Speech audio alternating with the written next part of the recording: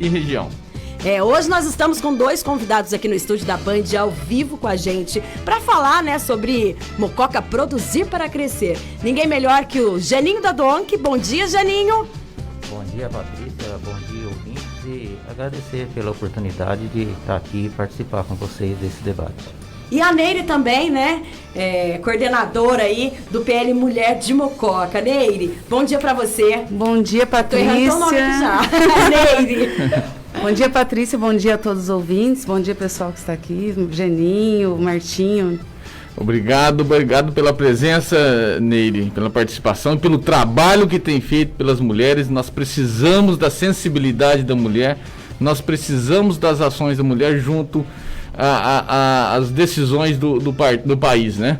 E você tem feito um grande trabalho à frente do PL Mulher aqui em Mococa, organizando, chamando as mulheres. E, Janinho, muito obrigado pela participação.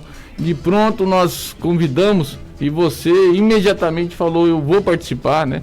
Eu gosto de levar uma mensagem, a gente bateu um papo. Janinho, o nosso programa, e ouvinte, né, reforçando, né, nosso programa vem falar de cadeias produtivas, nosso programa vem falar de produção, produtividade, eficiência, eficácia. O que isso tem a ver com os problemas do município?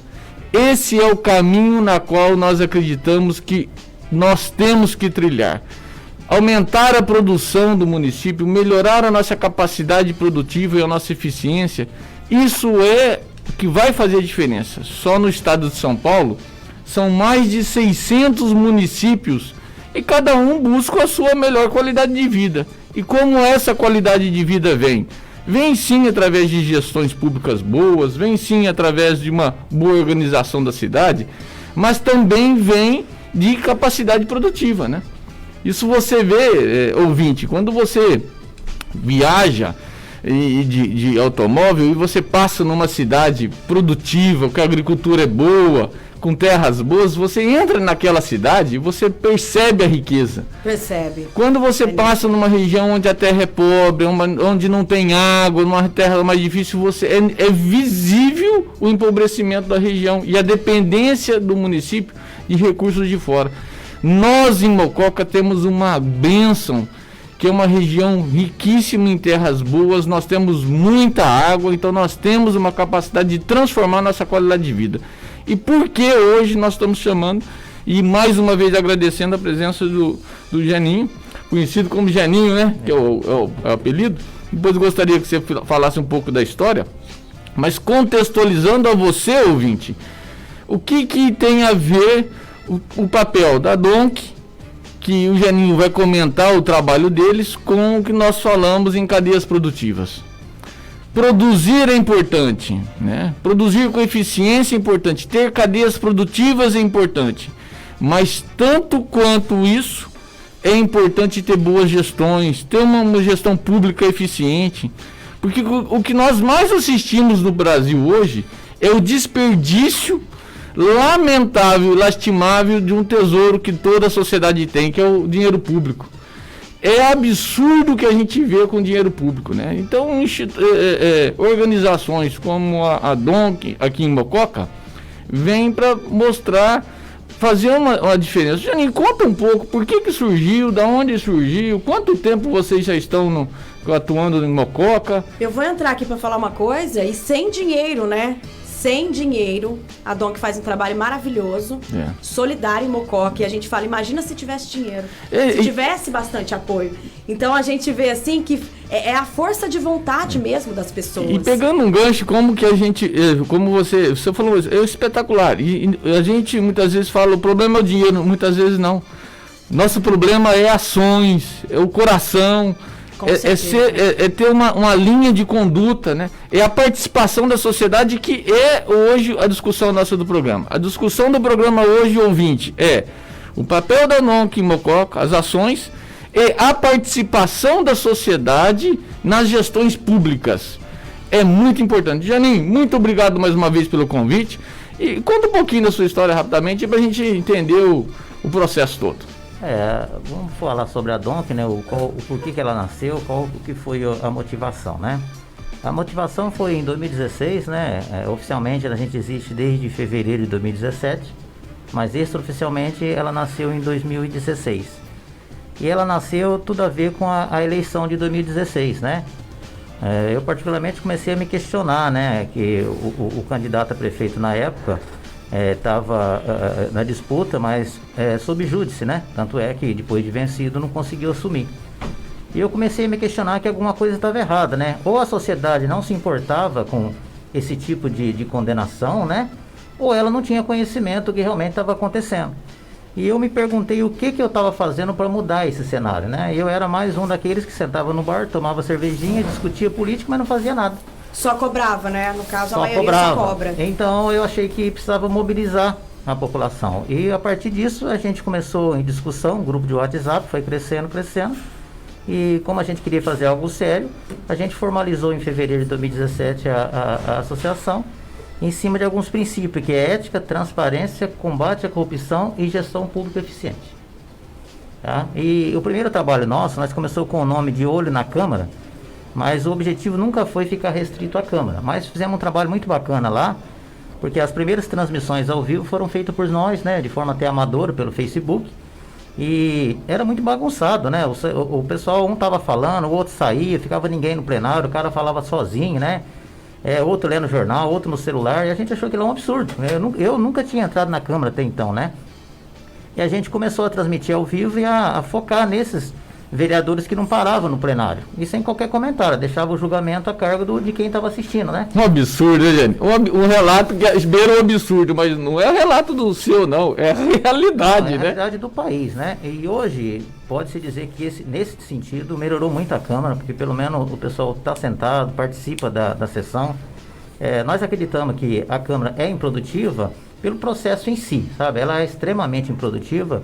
E acredito que ela sempre foi improdutiva. Eu não acredito que ela tenha sido diferente. Não vou afirmar com todas as letras, porque eu não acompanhava, seria leviano falar isso, né? Mas do tempo que a gente acompanha para cá, ela é extremamente improdutiva e dificilmente vai mudar, porque esse sistema político, como funciona hoje, né, que a gente chama de mecanismo, ele está fadado ao fracasso. Ele precisa ter uma transformação. E a DONC nasceu com um plano arrojado. Primeiro, nós não acreditamos em voluntariado. Por quê?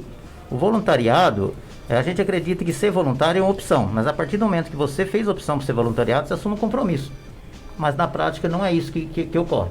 Tá? Você está sempre precisando de ajuda, não pode contar. Então nós nascemos com a ideia de que ela se torne sustentável, tá? Que amanhã uma grande empresa aí, ou alguém que acredite nesse papel,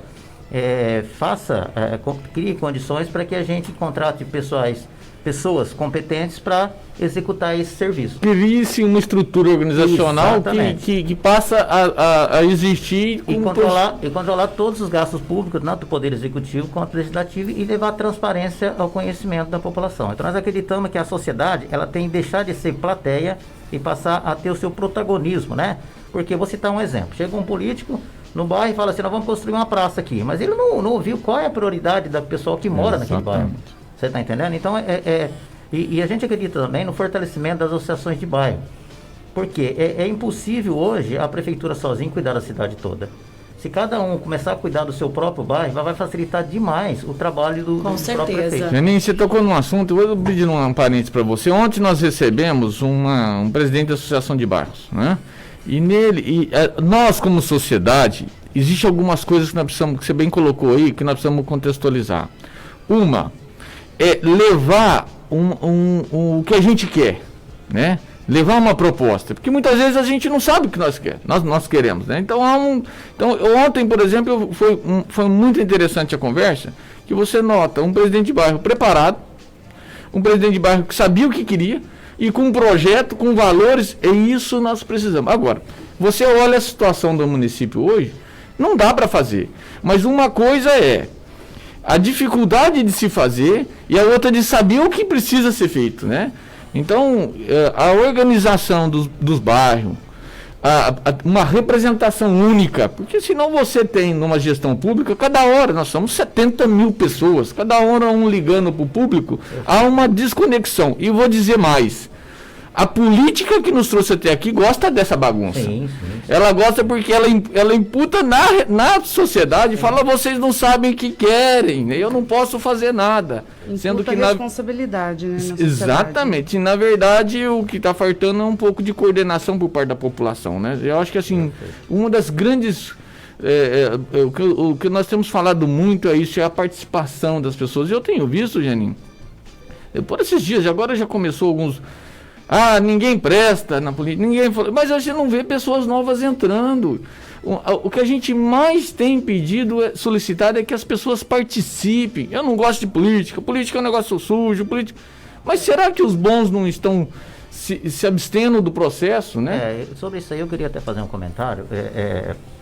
Existe uma coisa que nós chamamos de mecanismo, que é o sistema, como ele funciona. Hoje, o sistema afasta realmente a grande maioria das pessoas, não só boas, mas pessoas capacitadas. Capacitadas, exatamente. Você veja bem, você vai entrar na política, a primeira coisa que você vai colocar em jogo é teus bens. Você está entendendo? Você, como prefeito, se amanhã você for eleito e há uma falha na licitação, você automaticamente vai ser responsabilizado. Sim. Então é muito importante saber quem você vai escolher para ser os teus assessores. E exposição da família, né? Total. Você pode...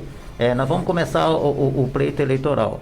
Gente, infelizmente, o nível de debate, ele é ridículo, né? É muito triste. É pessoal, você está entendendo? É ofensa. Fake news, então, é o que mais tem. Até a pessoa provar que ela não deve aquilo lá, ela já caiu na boca do povo. Com certeza. Então, as pessoas tradicionais, as pessoas capacitadas... Se afastam. Elas se afastam. Né? Então, eu acredito o seguinte, eu bato muito nessa tecla, que nós estamos buscando há muito tempo o salvador da pátria e ele não existe, entendeu?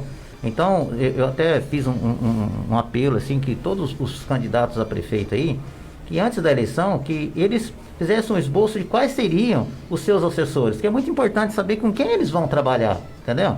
Porque nós temos hoje, e isso já vem há tempos, temos alguns cargos aí na prefeitura, por exemplo, que são meramente cargos políticos, eles não têm projeto nenhum, você tá entendendo? Em vários, você está entendendo?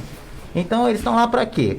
Eles estão lá para se beneficiar da própria prefeitura. A gente nem sabe o que a pessoa está fazendo lá, não, né? Nem eles sabem. Nem estão preparadas para ocupar aquele cargo. Então... Mas a amarração política, a gente assiste que o processo político hoje no Brasil, ele está levando a uma condição de uma amarração política. Por quê? A gestão pública, ela está de uma maneira tão centralizada que nós estamos assistindo hoje até a nível federal, de forma muito clara. E cada dia mais escancarada. Porque nós somos de um tempo que ouvia-se dizer, né? Nós não tínhamos as redes sociais que tem hoje. Então todo mundo sabia, nossa, é uma negociação por trás dos bastidores muito grande. Mas a gente ouvia, hoje está escancarada nas capas dos jornais. Fulano foi para lá porque ciclano deu aqui, porque isso causa um prejuízo para a sociedade gigantesco e foge do que nós mais buscamos, que é preparo, conhecimento, discernimento, pessoa. E tem, Janinho, tem pessoas preparadas. Agora a gente não pode ficar no mais do mesmo. O exemplo aí, vamos falar a respeito da Câmara, por exemplo. Qual que é o papel do vereador? O papel do vereador, os principais é fiscalizar e legislar. Você está entendendo? Vamos focar em legislação. Quanta legislação nós temos que estão obsoletas, que estão ultrapassadas, e as leis são muito dinâmicas.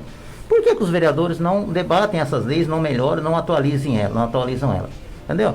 Porque existem as comissões permanentes, que lá que deveria ser feito o verdadeiro trabalho, elas não funcionam, eles não se reúnem. Então, legislar já é difícil por isso. Fiscalizar. Como fiscalizar? Vamos ser sinceros. A maioria dos vereadores, eles tendem a apoiar o prefeito, tá? Nada contra, mas o que leva eles a apoiar o prefeito? Vamos ser sinceros. Seria por um bem público? Não sei, porque nós defendemos que o vereador deva ser independente. Então, se tem um projeto que é do prefeito e ele é bom para a cidade, ele tem que ser aprovado. É o que eu costumo dizer, lógico, eu costumo dizer, precisa ter luz própria, né? Você precisa luz. Imparcial, onde tem que ir, nós vamos, né? Onde não tem que... Agora, você dá um exemplo, por exemplo, da taxa de iluminação, que foi um tema muito polêmico, né? Nós nos posicionamos contra, não contra a taxa, mas a forma que ela foi colocada. Porque ela foi vendida por uma coisa e entregue outra. Falaram que aquilo era para melhorar a iluminação pública, mas o projeto em si, ele não fala nada disso. O projeto fala em custear os gastos com iluminação pública. Não tem nada a ver uma coisa com outra, são coisas muito distintas. E os valores foram usados para isso? Não, ninguém sabe, falta transparência. Isso que é um absurdo, hein? Isso que é um absurdo. A gente fora, por exemplo, a pessoa muita gente questiona comigo e fala, poxa, Mococa deve 200 milhões. Primeiro que o número, ele vaga, né? Realmente. Ele vaga o número. Agora, pior do que a dívida, porque eu costumo dizer o seguinte, o país que hoje tem uma condição financeira para a população melhor no mundo e de oportunidade chama Estados Unidos. E é o país que tem a maior dívida do mundo. Então, dever, pessoal, não é problema. Agora, o problema é, nós não sabe o quanto está devendo, na onde veio essa dívida, quer dizer, não tem dados. Porque não consegue se organizar também, né? Eu diria. Isso do ponto administrativo, não ter esse conhecimento, é a maior tragédia anunciada. E isso faz parte também da fiscalização, né, do Poder Legislativo. Com certeza. A Câmara, ela não está sendo eficiente nisso. Não há fiscalização. As fiscalizações são pontuais. Quando alguém faz alguma denúncia lá, chega ao vereador, ele vai atrás e apura. Mas falar que existe proatividade no sentido de que eles vão acompanhados, que eles vão fiscalizar, isso não existe. Até o portal nosso da transparência nesse momento, o portal está totalmente sem informações coerentes. Você vê que eu acredito que o maior desafio hoje para o prefeito novo é controle. Entendeu? Por isso que eu insisto que se deve investir num belo software de gestão pública. Lógico que o software sozinho não faz nada, tem que preparar o pessoal, mas é um começo. Quer dizer, se você tem um controle, que você fala assim, ó, o departamento de esporte tem 10 mil para gastar esse mês. Cada centavo que ele gastar online, o prefeito sabe. O departamento financeiro recebe a informação, fica mais fácil. Mas, Eugeninho, você é uma pessoa que veio da iniciativa privada, você já trabalhou em empresa, né? Eu conheço um pouco da tua história, fiz um belo trabalho em algumas empresas. Não há saída, né, no setor privado se não tiver informação. Né? A informação de quanto estou entrando, de onde está indo, quanto que estou vendendo. Informação para quê? É uma empresa, né? A gente fala, é uma empresa. E uma das maiores do município, né? Uma das maiores do município. E sem a informação, não há como... Aí que é onde nós vamos chegar. Não há como tomar decisões. Não, que é o plano de governo que a gente fala. Que é um plano de governo. Se você não tem informações, fica o que está acontecendo. Nós ficamos tomando informações ao sabor do vento. Isso é um prejuízo para a cidade gigantesco, né? E por falar em informações também, tínhamos uma falsa informação, né? Não sei se eu posso dizer a palavra falsa, que o transporte coletivo daqui de Mococa tinha sido diminuído ou parado para evitar a disseminação do coronavírus, né? Então havia esse murmúrio entre as pessoas aqui. E na semana passada, de repente, sai uma decisão aqui de Mococa, né, do juiz. Até quem contribuiu com essa situação foi o Marcos, né, do coletivo Polietes, né, que é até um conhecido, um amigo nosso, mandar um abraço para ele. E que descobrimos que Mococa simplesmente não estava pagando, né, o transporte coletivo, por isso absurdo, não acontecia, não é isso? Então, o transporte coletivo é um problema mais grave ainda, entendeu?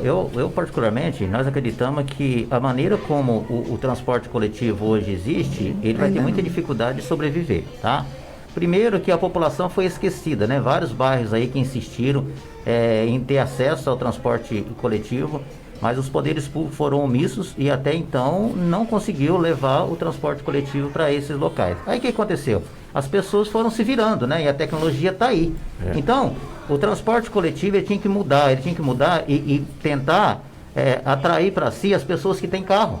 Você tá entendendo? Porque se tivesse um transporte coletivo de qualidade, muitas pessoas iam deixar o carro em casa e vir de transporte coletivo. Mas um parênteses que eu queria te falar que é interessante, né? No pós-guerra, depois de 1945, da Segunda Guerra Mundial, a Europa foi destruída.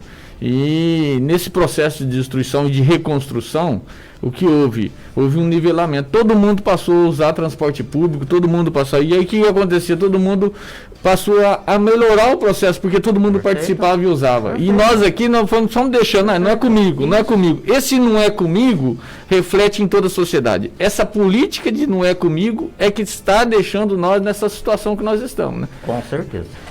Não é com meia dúzia, mas é com 94% da população, né? No caso específico citado pela lei do transporte coletivo, ele vai ter que se reinventar, porque ele não sobrevive porque não tem público suficiente para bancá-lo. Não tem, Não tem. E não vai ter se não houver melhor. Então, como é que você vai melhorar? Você vai melhorar com linha, você vai melhorar com ônibus melhores, com ar-condicionado, com conforto, porque você vai atrair pessoas que têm carro para vir também agregar nesse transporte, se você oferecer alguma coisa. Vamos oferecer alguma coisa de qualidade, né? E a participação de todos. Agora nós precisamos reinventar tudo, né? É um processo de reinvenção, de reconstrução, né? São décadas perdidas num processo onde é a discussão nossa hoje, onde a sociedade efetivamente nunca participou. Não, né? eu queria até citar um projeto que a gente está fazendo. Nós temos vários projetos, mas o projeto que realmente resume a atuação da DONC é um trabalho que chama licitação, que a gente está trabalhando, acompanhando as obras públicas de reforma e de construção dentro do Departamento de Educação. Vocês vão falar assim, mas por que dentro do Departamento de Educação? Primeiro que foi o primeiro que aceitou o convite que nós fizemos para poder participar, e também porque temos poucas pessoas para poder participar. Mas o que a gente percebeu ali? É coisa de década, né? Tem um muro na escola que precisa ser feito. Aí a pessoa chega e fala assim, Martim, vai lá naquela escola, vê para mim quanto você cobra para fazer o muro, porque é um valor que não precisa ser licitado e tal. Mas o que acontece? Você vai lá com uma ideia de fazer o muro. Eu peço para a Nery ir lá fazer um orçamento, ela vai com outra ideia de muro. Agora, se eu tenho um projeto na mão, que eu falo assim, você vai construir um muro de tantos metros, tanto de altura, ele vai ser rebocado, né? Ele vai ser chapiscado, ele vai ter capa para proteger, é diferente. Aí eu tenho um memorial descritivo que eu consigo conferir o teu padronizar o processo, né? Exatamente. E isso está sendo feito. Então está sendo uma mudança de postura legal. Queria agradecer aqui o pessoal do Departamento de Obras, do Departamento de Educação, por estar junto com a gente, porque a ideia não é prejudicar ninguém, pelo contrário, é mudar os processos. Tá vendo como a parceria faz toda a diferença, né? A união toda a diferença. E é um dinheiro muito suado da população, né? É um dinheiro muito suado. E o poder público, ele não quebra. Não existe município que quebrou, município que fechou, cidade que faliu.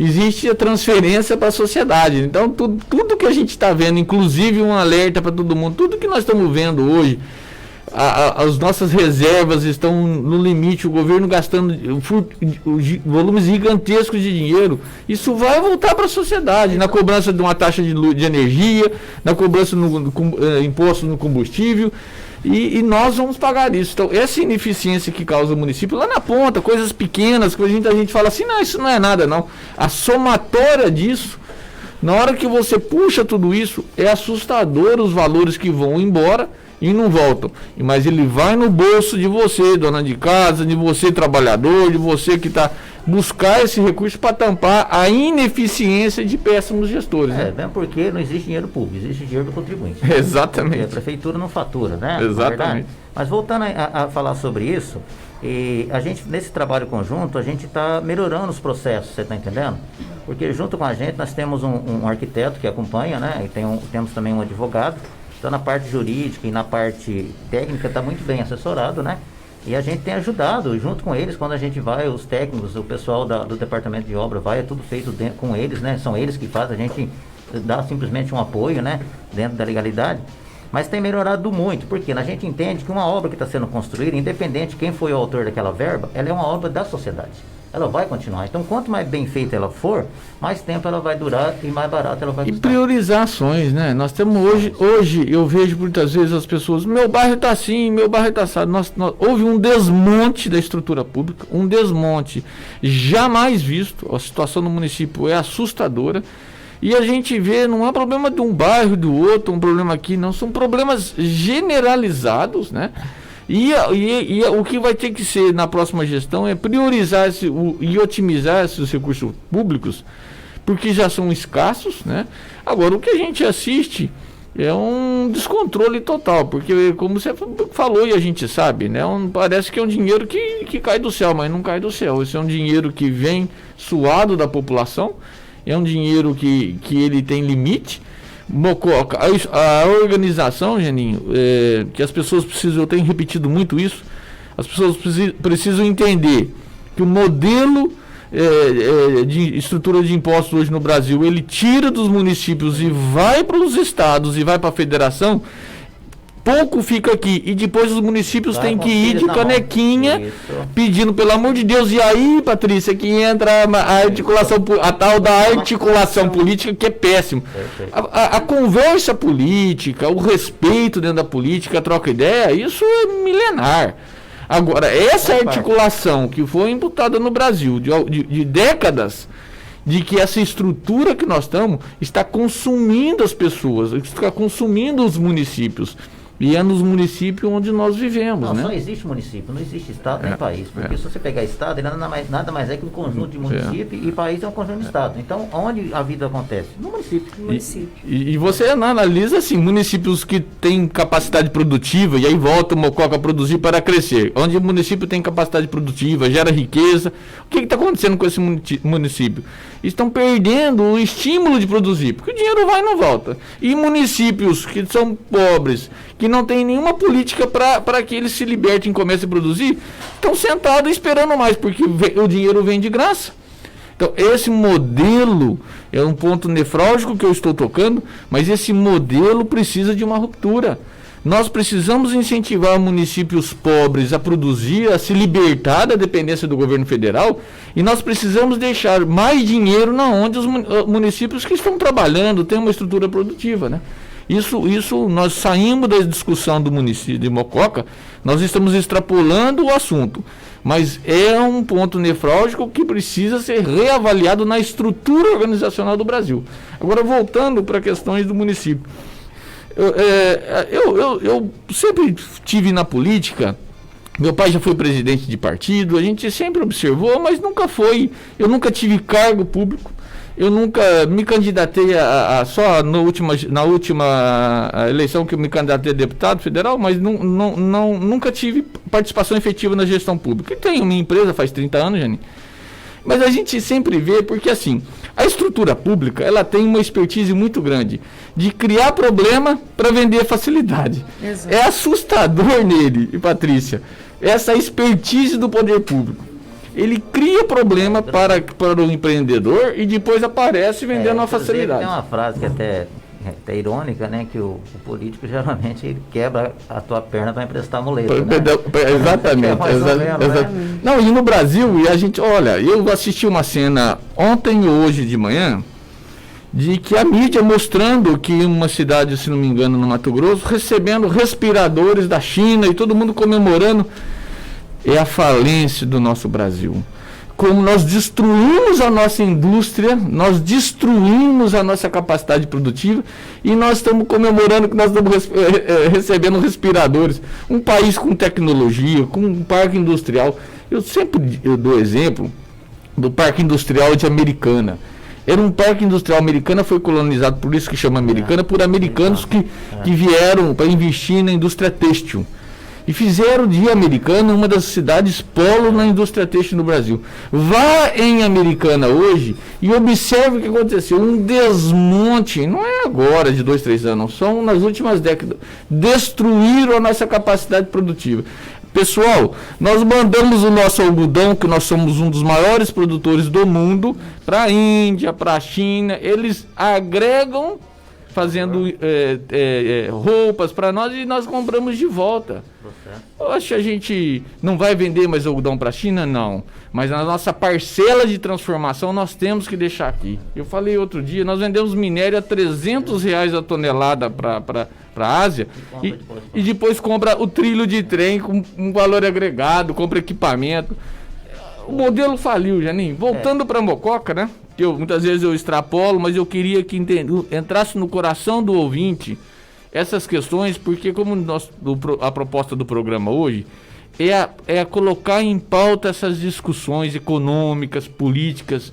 Nós temos que discutir e entender o que está acontecendo no nosso no país e mais participação das pessoas, né, Janinho? Então, o que a gente, até nós fizemos até uma postagem uns tempos atrás, convocando, né, convidando a Câmara para fazer esse trabalho que a gente acredita que deveria ser feito a nível da Câmara, que era ir nos bairros e discutir os problemas de cada bairro, tá entendendo? Na questão de saúde, educação, segurança, infraestrutura urbana, assistência social, e você vai, com isso, você vai chegar num projeto para a cidade.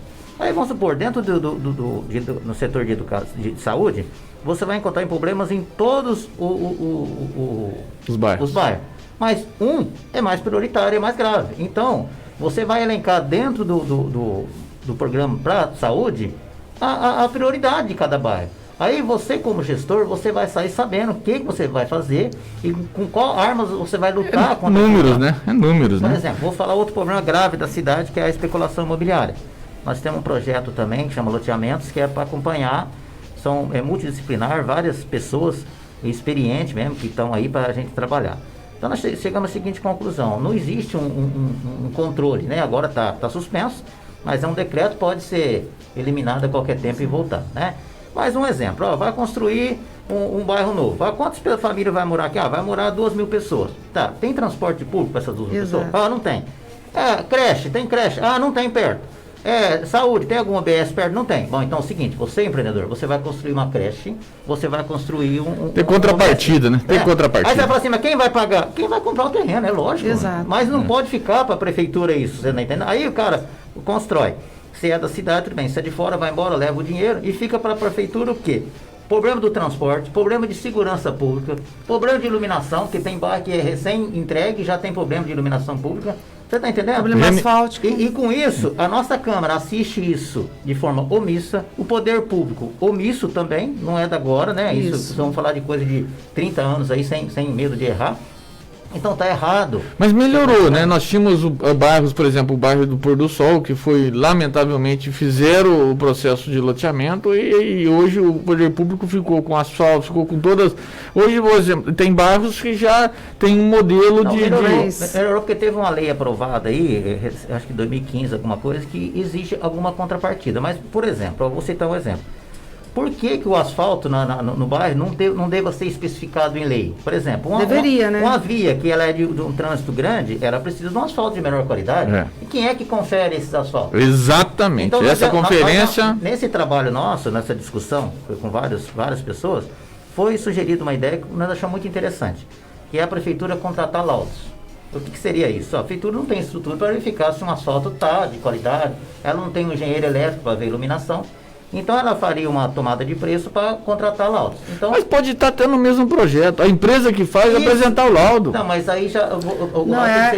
Mas um laudo independente. Ela pode contratar um laudo independente. Então, qual que é a ideia? A ideia é o seguinte: a prefeitura contrata o laudo. Mas quem vai pagar? Quem vai pagar é o construtor. É o construtor. Por quê? Em forma de alguma cobrança, alguma taxa, alguma coisa. Mas ela tem condições de avaliar se aquilo lá está ou não. Não vai longe. Só vai dar uma palavra que está acontecendo em alguns bairros hoje. Vai começar a acontecer agora incêndios. Você vai em alguns bairros que tem terrenos com matos de 2 metros de altura. As áreas institucionais estão sujas. E aí, muitos terrenos desses é o proprietário, é quem fez o loteamento. Aí, olha onde você vai. Além da questão da sujeira, a questão do incêndio. Eu gostaria de falar sobre isso. E a gente vê inúmeros problemas que é onde você dá causa a uma ação e desencadeia uma série de problemas por causa de uma ação errada. Mas nós temos um problema muito... Acho que o papo está muito legal, muito legal. Só que o nosso tempo está meio curto hoje, né? Quem sabe a gente marca uma outra, porque a conversa está muito boa. Então, ainda não chegaram perguntas, mas eu gostaria de fazer uma pergunta, se eu puder, para o Geninho. Geninho, quando eu estive diretora lá da DONC, nós tínhamos um projeto que era na parte de segurança, lá no Carlito Coelho, se foi implantado. Eu gostaria que você falasse um pouco desse projeto, o resultado que deu. Esse projeto é um projeto maravilhoso, né? Porque a ideia nossa é a seguinte: nós estamos falando de fortalecimento da associação de bairro, mas não existe associação forte se ela não tiver estrutura financeira. Não existe. Então a ideia que a gente deu no caso lá é que a instalação das câmaras de segurança, a pessoa, para ter acesso à câmara, ela deveria ser associada à associação. Então a lei contribui com cerca de R$25 mensais. Esses R$25 é o suficiente para pagar a manutenção e sobra dinheiro para fazer caixa para a associação, para ela cuidar do bairro, para ela cuidar, por exemplo, da praça do bairro, onde ela pode contratar uma pessoa aposentada, pagar uma cesta básica para ele cuidar da praça. Você está entendendo? E lá a gente fez, foi de forma gratuita.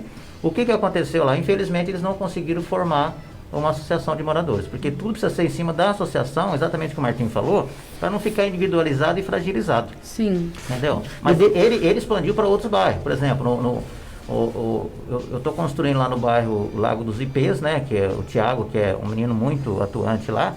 E a ideia lá, o projeto que vai ser discutido com eles é a colocação de câmeras na saída do bairro, né? E existe uma câmera, por exemplo, que ela é um pouco mais cara, mas ela identifica até a placa dos veículos. Então você pode cadastrar os veículos do pessoal que mora no bairro. Sempre que aparecer um veículo que não seja do bairro, ele vai ser detectado como alguém que não pertence ao bairro. A tecnologia tem, né, Janine? Acho que tem acessível. Tem tecnologia, tem condição de fazer. É que a população também, hoje você fala em que seja R$25, está todos nós com um fardo tão grande nas costas sobre dois aspectos. Sobre o volume de impostos que já nos é cobrado e pela falta de recurso que entra no nosso dia a dia. O sistema empobreceu as famílias e as cadeias produtivas, né? Esse modelo de economia que nos trouxe até hoje fez uma coisa muito boa, excelente, empobreceu as famílias e empobreceu as indústrias, empresas, o comércio, cadeia produtiva, mas, enfim, eu tenho que te agradecer muito a sua presença. Eu acho que nós vamos ter que marcar um outro dia. Você pode mandar um abraço pro pessoal, Martinho? Vamos lá. Gostaria que você mandasse um abraço pro Thiago Colpani, que está assistindo, o Newton César, a Beatriz, a Dona Maria Camano, o Coronel Feliz Camiama e alguns outros ouvintes. A Luciana também está aqui presente. Bom, pessoal, muito obrigado por nos acompanhar o nosso programa. É muito importante a participação de vocês, né? E a nossa intenção é promover essa discussão, levar essa proposta de uma nova visão de comunidade, de sociedade, uma comunidade mais participativa, longe dessa conversa de socialismo, porque eu deixo claro que não é minha linha. Eu sou um liberal. Acho que nós temos que enxugar o Estado, colocar o Estado no tamanho dele, porque se ele está muito pesado nas costas das pessoas. Mas a participação da sociedade é muito importante, né? E investimento nas cadeias produtivas. Mococa produzir para crescer. Geninho, muito obrigado pela sua participação. Parabéns pelo trabalho. Neide, obrigado por estar junto aqui, me auxiliando nos trabalhos. Patrícia, minha amiga de toda semana. Um grande abraço e obrigado. A Estela aqui do Descanso mandando um parabéns pelo Geninho, pelo trabalho que ele faz. E pro Martinho, pra Neide também. Obrigado, a Estela também faz um belo trabalho. Rafael da Coab 2 mandando parabéns por todo o trabalho da DOM que vem sendo desenvolvido na cidade. Tá, Vanderlei aqui, falando que lá da Terra Forte, Vanderlei, amigão, né, o empresário, pedindo aqui para que realmente vocês possam fiscalizar, a DOM possa fiscalizar aí as verbas que estão vindo para Mococa, que não terá licitações. Tá? Ele disse aqui sobre o ecoponto também. Espero que vocês possam fazer esse trabalho em cima aí, fiscalizando também o poder público, tá? Esse dinheiro. Eu queria agradecer a oportunidade, né, e deixar claro que o nosso foco aqui é a cidade e vamos estar sempre aí atuante, porque governos são transitórios e passam, a sociedade é perene, então ela continua. Por isso que a gente vai apoiar sempre as ações que são vai ser beneficiar a cidade e vamos ser contrários àquelas que nós, dentro dos princípios que defendemos, sejam contrários aos interesses da cidade. Patrícia, muito obrigado ouvinte, obrigado pela sua audiência, um grande abraço a todos e até a próxima quarta-feira no programa Mococa Produzir para Crescer. E nos acompanhe no nosso Facebook, no meu Martinho Colpani, Piscicultura é meu negócio, a gente tem muita informação no mundo da aquicultura. O nosso consumo, o nosso peixinho da Colpani Pescados, né? Nós temos um trabalho aí da cidade há muitos anos já na parte do peixe. E quem tiver interessado em criar peixe, nos procure, que estamos à disposição para orientar e melhorar a nossa renda e produção em nosso município. Mais uma vez, um grande abraço. Um grande abraço para vocês também. Muito obrigada.